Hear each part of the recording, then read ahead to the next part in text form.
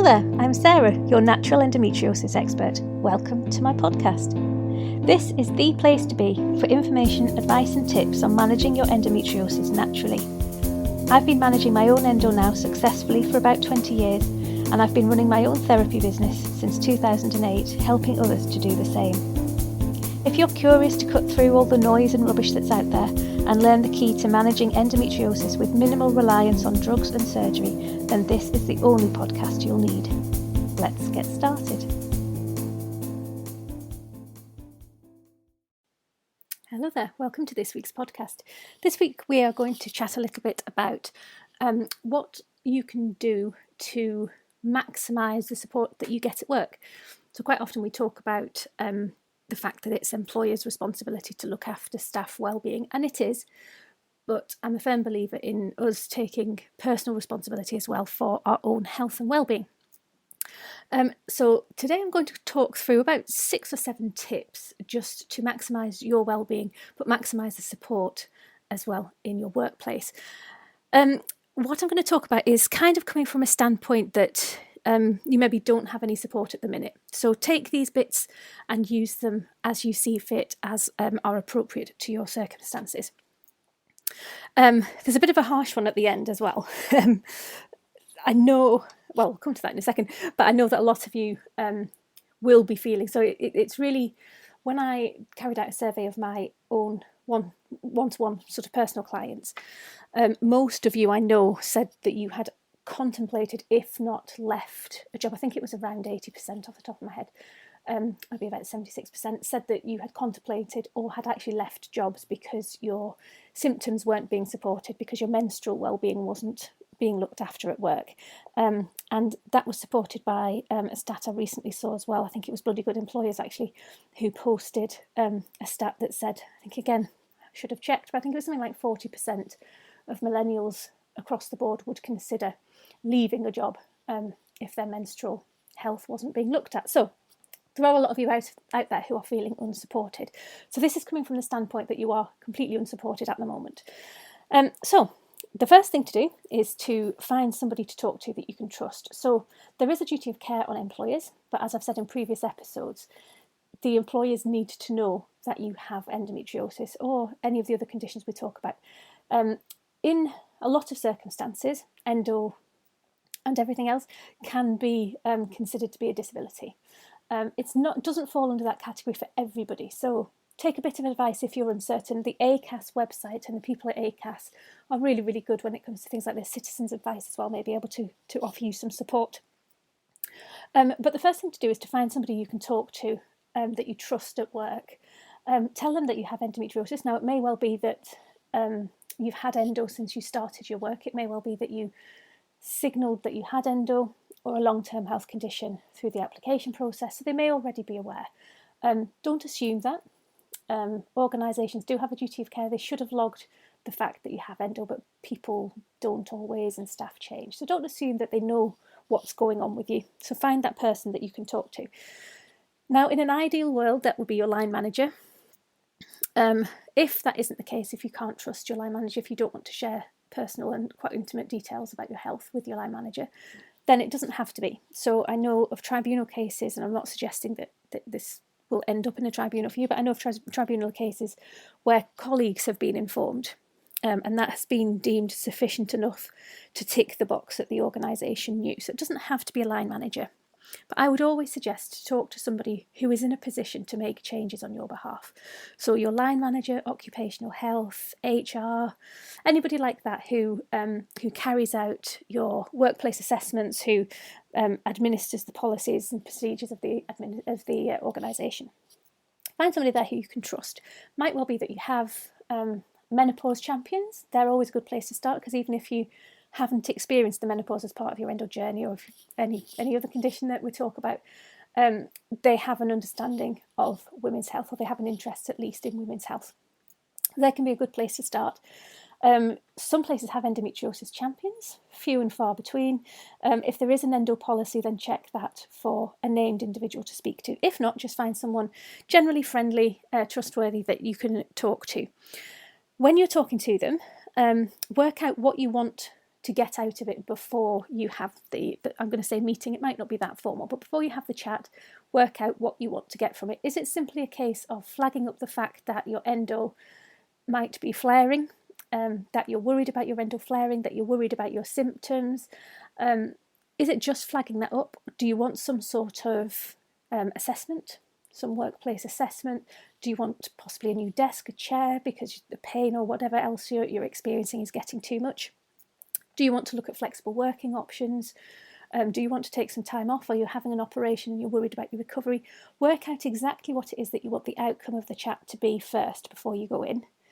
And be open and honest when you're having the chat as well. So I'm sure you will have heard me, if you've listened to my podcast before, you will have heard me talking about tracking your symptoms and the impact they're having. And this is the exact point where it comes in, well, not necessary, but really useful when you're having conversations like this. If you have 3 cycles worth of information, factual information about how your symptoms present, how they manifest for you, what that impact is, then you can be very factual. You won't forget anything because you've got it written down. And it's very factual in terms of this is what happens. Whilst it is really emotional, and the emotions can get the better of us sometimes, when presented with facts, there's very little that anybody can do to counteract that if they are the symptoms you're feeling.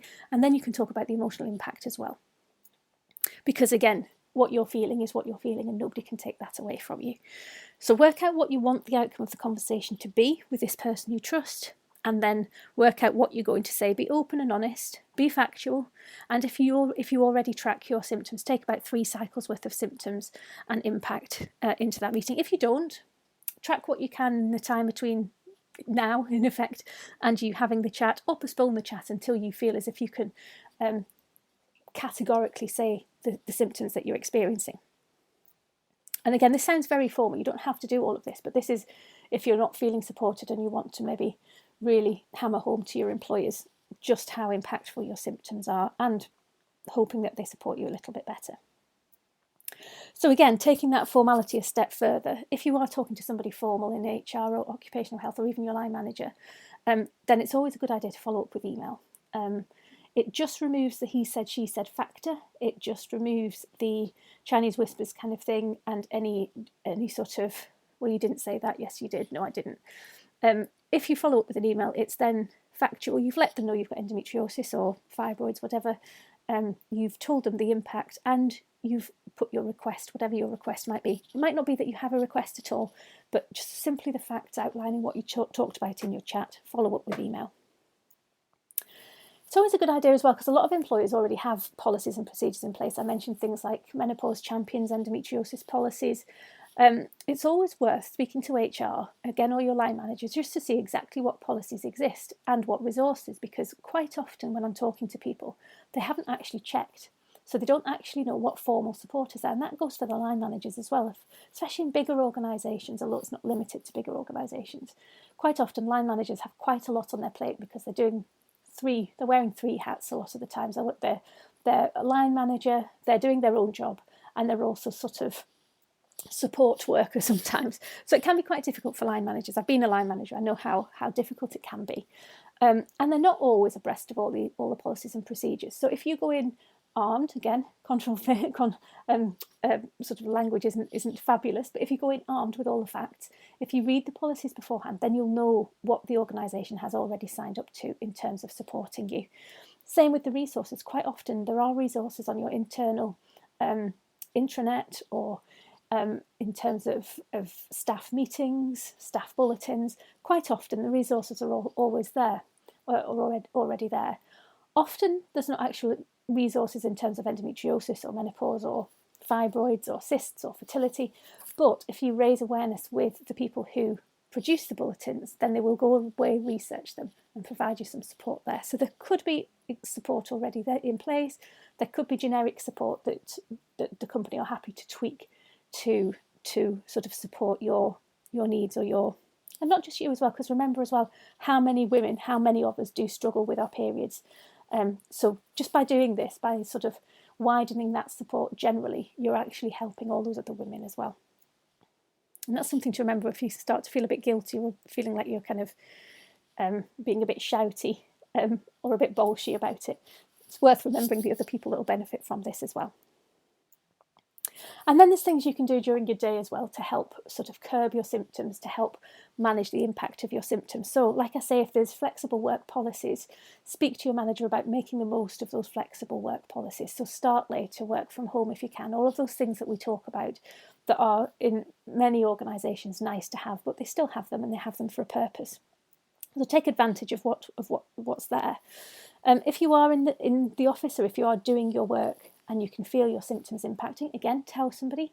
Take plenty of breaks. If you're standing up a lot of the time, make sure you move around, stretch off, sit down for a bit. If you're sitting down, the opposite applies. Make sure you stand up, stretch out. Take plenty of breaks, maybe every hour if you can. Every 45 minutes, take 10-15 minutes walking around. I know that's a big chunk of your day, but actually it'll make you more productive in the long term because it might well sort of ease your symptoms. It's great just to get some fresh air as well, get outside. Bit of relaxation. So if you can, every hour, every couple of hours, just take a bit of deep breathing, use those reflexology points. If you see my videos, use the reflexology points just to relax down, just to ease some tension, ease some pain. Drink plenty of water. This is something that everybody, including myself, is really, really bad at. When you get sat down at your desk, when you get involved in your work, it's really, really difficult to remember to drink. But drinking water is so important. I see so many people whose symptoms are improved just by getting properly hydrated. So make sure that you're properly hydrated, and it's amazing how much better you may feel. Have plants around your desk, plants in the office, that makes a massive difference as well. Crystals as well. If you have a clear desk policy, it's quite difficult to do that, but you can always wear crystals in terms of jewellery. Essential oils as well can be a really, really big help. Figure out what works for you. Again, this is where the tracking comes in. Figure out what works for you and transpose that into your working environment, because we do have a responsibility to maintain our own well-being as well. So make sure you're doing that. Exercising, movement, all of the stuff that I talk about generally, make sure you're building that into your working day. And the last slightly controversial thing I'm going to say, if your menstrual health needs aren't being supported, and if you have tried to get that support but failed, then do consider looking for a different employer. Not all employers are still ignorant of women's health needs. There are fabulous employers out there. There are employers who are already doing all of this stuff. There are employers who already are providing for people with endo and similar conditions. There are employers who aren't, but are willing to look at it, it's on their radar, they're thinking about doing it, they maybe don't know what to do, but this is where somebody like you're an experienced person. Expert by experience, we used to call them in social care. You have lived experience of living with problem periods, with horrible periods, bad symptoms, endometriosis, fibroids, polycystic ovaries, whatever you're experiencing, you are the expert in your body, and that makes you an expert at women's health. Sweeping statement, can't speak for everybody, but it will put you in a really good stead to advise good organisations who want to move towards supporting menstrual health to be able to do so. But if you keep hitting your head against a brick wall, as we know, stress and anxiety makes our symptoms so much more worse. So much more worse? So much worser. So much worse. Really doesn't, I don't know, really has a negative impact on our symptoms.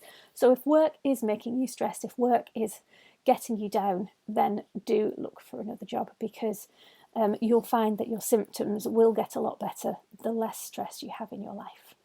So, I hope that helps. Thank you for listening. Thank you so much for tuning in today. I really hope that you found this podcast helpful.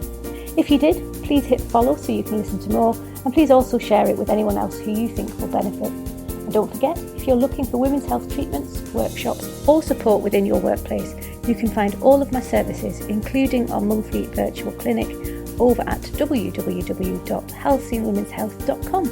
I'll see you next time.